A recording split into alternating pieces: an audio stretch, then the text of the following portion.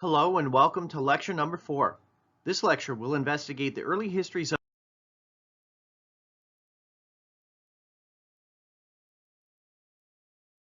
several themes will be addressed in this lecture.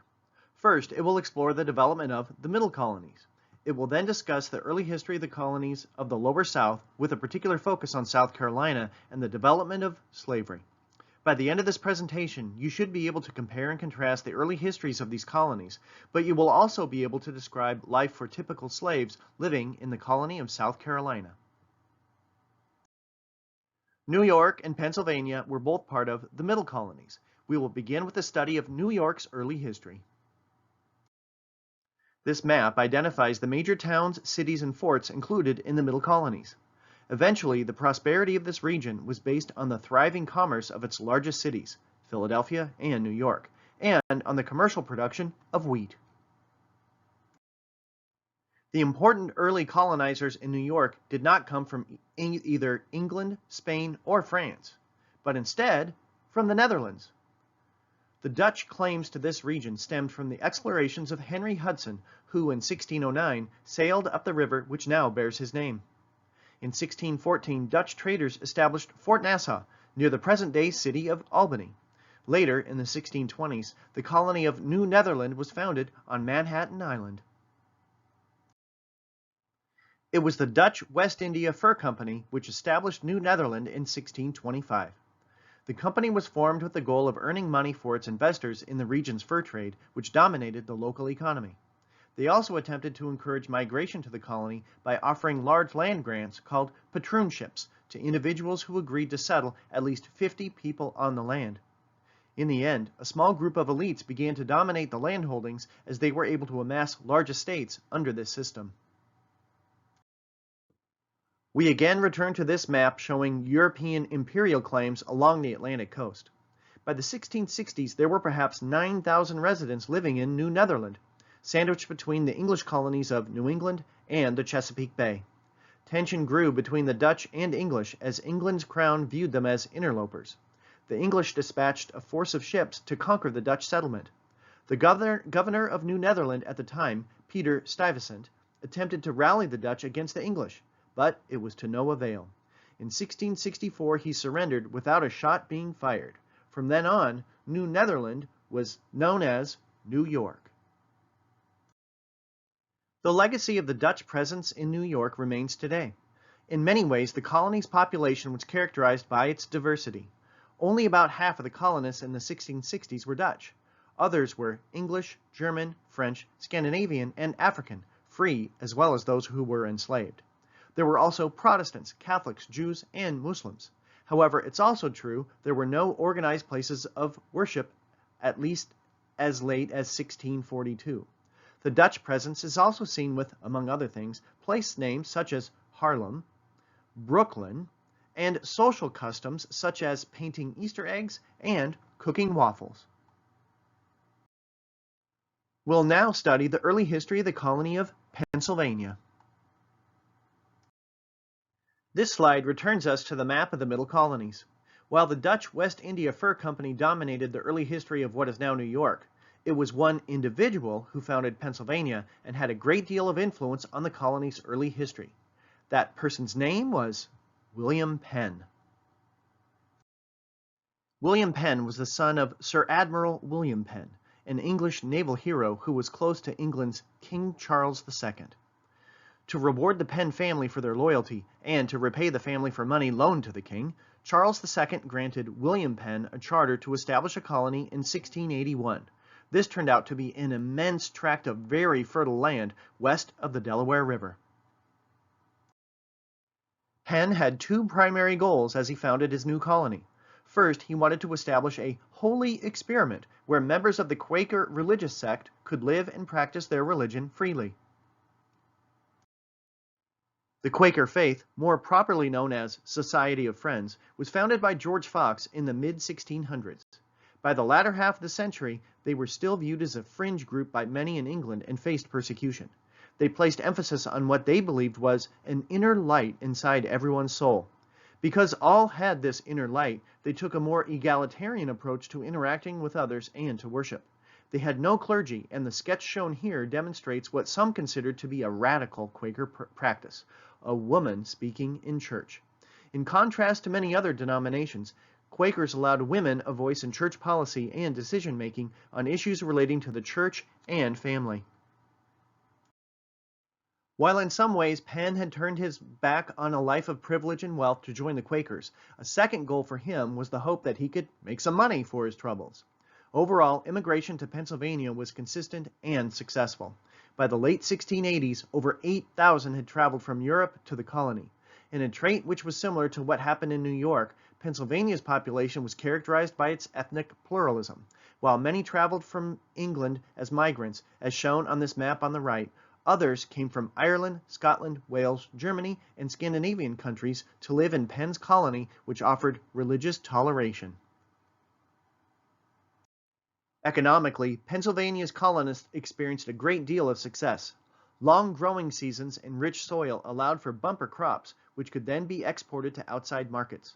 By the early 1700s, as shown with the engraving at the top of this image, Philadelphia became one of the most important ports along the Atlantic coast and a key city in British North America. Now we'll move southward and explore the unique history associated with the colony of South Carolina. Now, one of the things I just kind of want to begin with is a concept. Slavery existed in every single English colony, northern colonies as well as southern colonies. But what I'd like to do next is I would like to focus on the lower South. And you see a few of these maps shown here, particularly the one on the right focuses on the southern part of South Carolina and its unique geography based upon the so-called low country and the Sea Islands of South Carolina. This map identifies a close-up of the colonies of the Lower South. In the 1660s, England's king, Charles II, granted a group of supporters the right to colonize land south of Virginia and north of Spain's settlements in Florida. The region was named Carolina. Probably the leading city was located in the southern region of Carolina, as it included a valuable natural harbor. It was originally named Charlestown, but the town's name was later modified to Charleston. In 1729, the region was officially divided into North and South Carolina. South Carolina was settled about 50 years after the Pilgrims landed at Plymouth Colony, beginning in 1670. What's interesting about this colony is, in many ways, it was a colony of a colony. Instead of traveling straight from Europe, a large number of the region's first settlers came from the Caribbean colonies, particularly from Barbados. Do you remember this slide from an earlier lecture over the New England colonies? The first half of the 17th century saw a large increase in English migration to the New World. While many did travel to the New England colonies, as this map indicates, an even larger segment of immigrants traveled to the West Indies. So, by the latter half of the 1600s, there was a sizable English presence in the region. The circled area in this map provides a more detailed focus of the region. Many Europeans settled here, including the Dutch, Spanish, French, as well as English colonists. Almost 60% of the English colonists immigrating to the Americas between 1630 and 1642 ended up settling in the Caribbean. Overall, this influx of settlers was quite large. The economy of these Caribbean colonies was most heavily based on sugar production. This was particularly true beginning in the 1640s, but throughout this century, a sugar revolution was seen. Sugarcane production and processing was a very labor-intensive industry, as shown with the image on the left, identifying the different stages of production. Indentured servants were originally employed, but plantation owners increasingly began to rely on the labor of enslaved Africans, who then became the dominant labor force. In the English West Indies, black slaves outnumbered whites by a ratio of 4-to-1 by 1700. So, beginning in the 1670s, many traveled to the Carolinas from the Caribbean. They settled there for economic reasons. As they began to establish roots, they experimented with a few different industries before they settled on two key crops. By far, the most important cash crop produced in South Carolina was rice, of all things. The second most important was indigo. Now, I'm sure you're all familiar with rice, but not everyone knows what indigo is. Indigo was a dye that was used for clothing. On the upper right, you see the plant as it actually was growing. On the bottom right, you see the indigo plant as it's been combined with cloth, and it turns cloth the color blue. Now that we've provided a bit of background information as to the early history of South Carolina, we can go into more detail about how the presence of rice as a cash crop influenced the colony's history, particularly in terms of its labor force. Now, South Carolina's residents faced a labor shortage, but they also faced another problem. See, back in Europe, there were too many people and not enough land. In the Americas, there was a ton of land, but there weren't enough people to work the land. Now, as I talk about South Carolina and the use of labor, it's really an awkward thing to talk about because we're going to talk about different human beings and people, but they were seen as a commodity in this time. With South Carolina's residents, first of all, they tried to encourage Native Americans to work for them. That didn't work out so well. Then indentured servants, but eventually they focused on African slaves. When looking at these three, we see how they moved. First of all, there was actually an extensive Indian slave trade involving Native Americans who were used as laborers in the region. However, many escaped and found their freedom. Also, many died because they were exposed to European diseases. Next, indentured servants were used, but white servants made up a large segment of the labor force for a while, but once they were exposed to the harsh climate and diseases such as yellow fever and malaria, which were common in the marshlands of South Carolina, many became sick and died. Eventually, the whites in South Carolina focused on African slaves, even though they were very expensive and required a large monetary investment. Slaves were actually very expensive, particularly compared to indentured servants. You can see some figures here. A typical indentured servant would cost 4 British pounds, whereas an African slave cost 5 times more at 20 pounds. So why switch to using African slaves? First, even though slaves cost more money, once purchased, a slave was enslaved for life. Secondly, African slaves had a unique background and skill set. In fact, they often had more knowledge of rice cultivation than their owners. For centuries in West Africa, they had planted, harvested, and cooked rice, so their knowledge was extensive. Rice cultivation was incredibly labor intensive. Here we see an image showing some individuals working to flood South Carolina's rice fields. A final factor that led to this switch from using indentured servants to slaves dealt with medical factors. Malaria and yellow fever were common in South Carolina, and many Europeans became incapacitated or died when exposed to these diseases. Many Africans had natural immunities to these same diseases. So, whereas Europeans often became sick or died, Africans did not. So it's interesting to learn that the role of rice cultivation played a role in the expansion of slavery in the lower South, as well as these health factors. As a result of their reliance on the labor of African slaves, by the 17 teens, blacks outnumbered whites in South Carolina. This had a unique results for the history of the colony.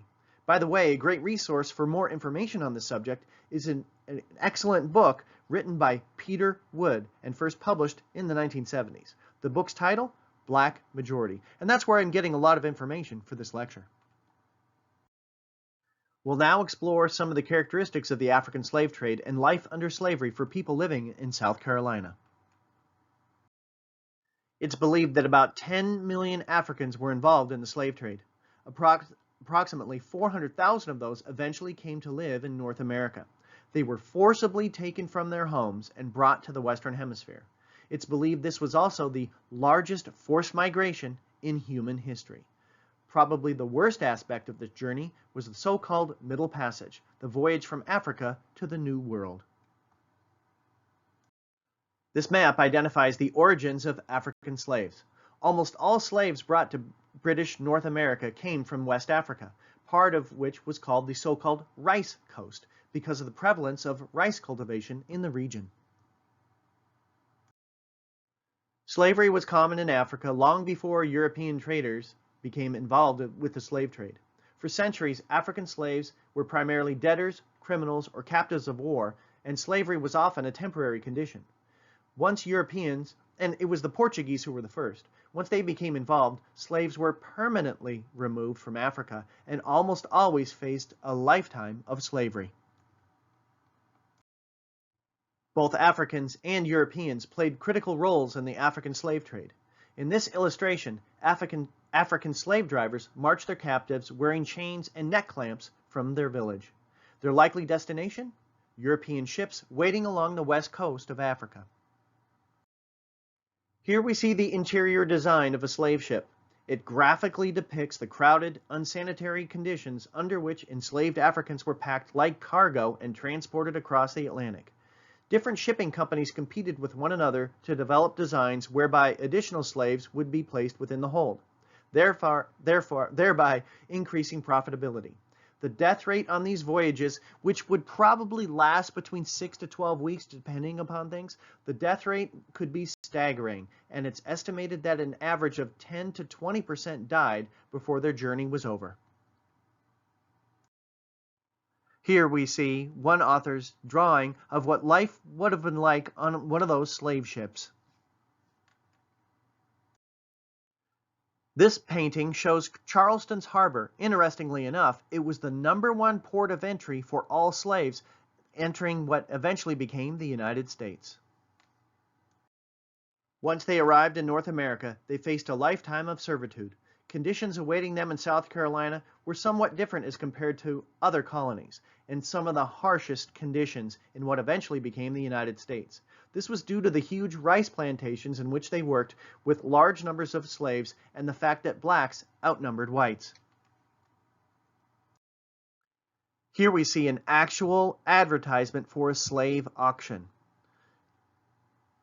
You can read it yourself, but one of the things that I wanted to highlight would be underlined here. It mentions that the slaves were coming from the rice coast. That meant that they would have had knowledge of rice cultivation. Also, they were not exposed to smallpox. And so that was another thing that was advertised or included in this advertisement for an upcoming slave auction. Working conditions in South Carolina were particularly brutal. As one might suspect, the owners of the slaves wanted them to work at a fast pace. The slaves themselves wanted to work at a slower pace. In a way, an uneven set of negotiations, clearly where the whites had the power, developed. The solution that developed was the so-called task system. Slaves were given a task to complete each day. Once that was completed, their work for the day was over. This allowed slaves to have some level of autonomy. However, what often happened was that their work day, which was usually about having to work over a quarter acre of land, that would take most of the day anyway. But the conditions were very brutal, even though they were given so-called a task for the day and some level of independence. Here we see a drawing depicting a typical rice plantation. The heat and working conditions were so intense that slaves were often given a series of jobs or chores to complete during the course of the day. And you can see that there's one white person in this drawing. The rest are all of African descent. Often what happened is that once slaves were given their task for the week, let's say, there was very little day-to-day interaction between whites and blacks on those rice plantations. Just to reinforce this, on a day-to-day basis, often African slaves did not work very closely with whites. This can be compared to conditions faced by slaves living further north on tobacco plantations in the Chesapeake Bay area. We'll talk in more detail about different conditions as well. But here, in the Chesapeake Bay area, slaves tended to work in small gangs, which were sometimes grouped by age or gender. Often gangs would work alongside ever-watchful whites as they would toil from sunup to sundown. Regardless, life under slavery was incredibly brutal for all of those who were enslaved. They were pieces of property that could be bought and sold like animals. They worked long hours and could face punishments, a range of punishments, for no reason. Generally speaking, they lived in shacks that often had cracks within the walls. They were very cold or hot in the summer. They often subsisted on a diet of corn and salted pork and never had enough to eat. They never were also in control of their own lives. Because blacks constituted a majority of the population in South Carolina and often worked in relative isolation from the white population, they were also able to hold on to their African heritage in unique ways. Often, parents gave their children African names, sometimes naming them after days of the week. Music and musical instruments also reflected an African heritage at times. Finally, a unique language came to be spoken in the region called Gullah. This was particularly common on the islands off the shore of the colony. This was a pidgin language made up of words from English and many different African dialects, which remained quite common into the later 19th century and was still spoken in the 20th century. U.S. Supreme Court Justice Clarence Thomas grew up speaking Gullah. Today, he's a member of the United States Supreme Court. Slaves acted and reacted to the conditions they faced in a wide range of ways. Hopefully this visual aid can offer some perspective as to the different reactions undertaken. On one end of the spectrum of reactions would be slaves who were completely submissive and obedient. They were probably quite small in number and did not constitute a high percentage of activities undertaken by slaves. On the other edge of the spectrum would be slaves who were completely resistant. Fear of a major insurrection was felt by many plantation owners, and some slaves did plan rebellions. At times, these behaviors could be characterized as somewhat suicidal. For example, slaves might physically attack their owners or attempt to kill them in some way. While these two extremes in behaviors did take place, the most common form of resistance was quite subtle. Most slaves, at one time or another, engaged in some sort of subtle resistance, even on a daily basis. There are many examples cited as subtle resistance. Plantation records often reveal some interesting behaviors on the parts of slaves. Some examples include breaking tools or faking illnesses. If a slave was sick, he or she couldn't complete their work, and they might even be provided with alcohol as medicine. Some might pretend not to know how to use some tools, even if they had been doing the same work in Africa, while others might pretend not to understand English. Another form of subtle resistance might take the form of escape for short periods of time, like a few weeks or even a month. While they would face punishment upon their return, escape to freedom was nearly impossible for someone with black skin and a limited knowledge of geography to obtain their freedom while they were living in South Carolina. As mentioned earlier, the biggest fear that slaveholders had was a major rebellion involving a large number of slaves. Well, those fears came true in 1739 with what came to be known as the Stono Rebellion, which took place just outside of Charlestown on the Stono River. The context of the rebellion was important. It took place in the middle of a yellow fever outbreak in Charlestown, and as news of hostilities between England and Spain became public. The rebellion began on an early Sunday morning in September of 1739. About 20 slaves were initially involved in the rebellion, and they were led by a slave named Jemmy, who had been born in Africa. They broke into a store and took weapons and powder. Meanwhile, they killed the storekeepers and placed their heads on display. The arrow here points to Charlestown, which was very close to where the Stono Rebellion actually began. Those involved with the rebellion were joined by slaves from other plantations and killed several slave owners on their way, while sparing others who were known to treat their slaves kindly. They were headed southward, probably to Spanish Florida, until they were intercepted in the late afternoon by a local militia. Those rebel slaves fought against the militia, however, the rebellion was put down. While uprisings did continue for several weeks. In the end, many slaves were killed, while those who were captured were executed. The heads of the slaves were cut off and put on mileposts as reminders of what would happen to slaves involved in an insurrection. In the end, about 20 whites and 100 slaves were killed in what was the largest slave rebellion of the colonial era. Reaction to the Stono Rebellion was swift and significant. In order to prevent another slave rebellion, a new slave code was put into place. The actions of slave patrols were expanded so that slaves faced almost constant surveillance. It also fined slave owners who failed to keep their slaves in line and required legislative action for slave owners hoping to free their slaves. Overall, the legacy of the Stono Rebellion was to place tighter restrictions on the behavior of slaves, but also white slave owners as they worked to prevent another such insurrection in the future. Now we'll explore the last of the 13 original colonies in English North America as we study the early history of the colony of Georgia. The new colony of Georgia was founded in 1732. It was named in honor of King George II, who chartered it in hopes that it would become a buffer between South Carolina and the Spanish in Florida. The colony was to be ruled by a group of trustees for the first 2 decades of its existence. One trustee, James Oglethorpe, was the dominant figure in the early history of Georgia. He was a philanthropist who hoped the colony could serve as a haven for debtors who could leave jail if they agreed to relocate to Georgia. He became interested in prison reform following the death of a friend who had been confined to a debtor's prison. He and other trustees hoped the colony could survive without slavery and alcohol, outlawing both. They also hoped to encourage the development of independent small farms by limiting landholdings to no more than 500 acres. By 1740, nearly 3,000 colonists had arrived.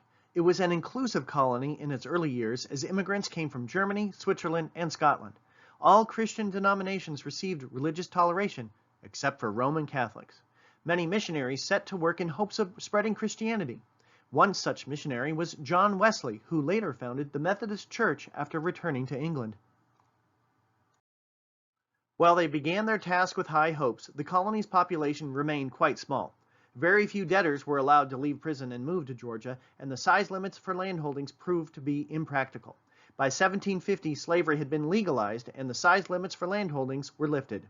Life in Georgia began to mimic that of South Carolina with the rise of a small group of elite planters who relied on slave labor to produce their staple crops. While Oglethorpe's vision of a debtor's haven was not realized, he was still important as the most dedicated leader in the early history of Georgia. Let's now review some of the important topics covered in this lecture. This lecture has traced the early history of the Middle Colonies, including New York and Pennsylvania, as well as the colonies of the Lower South, the Carolinas, and Georgia. You should now be able to compare and contrast key events and people which shaped these regions. It also described life for African slaves living in these regions. Blacks made up a majority of the population in South Carolina by the 17 teens, and this led to the creation of a unique situation in that colony. You should be able to describe the history of the African slave trade and the ways in which different slaves acted and reacted to their enslavement. This concludes lecture number 4. I hope you found this interesting, and the next few slides will offer some links to additional sources of information, as well as a list of sources used for this presentation. Have a great day.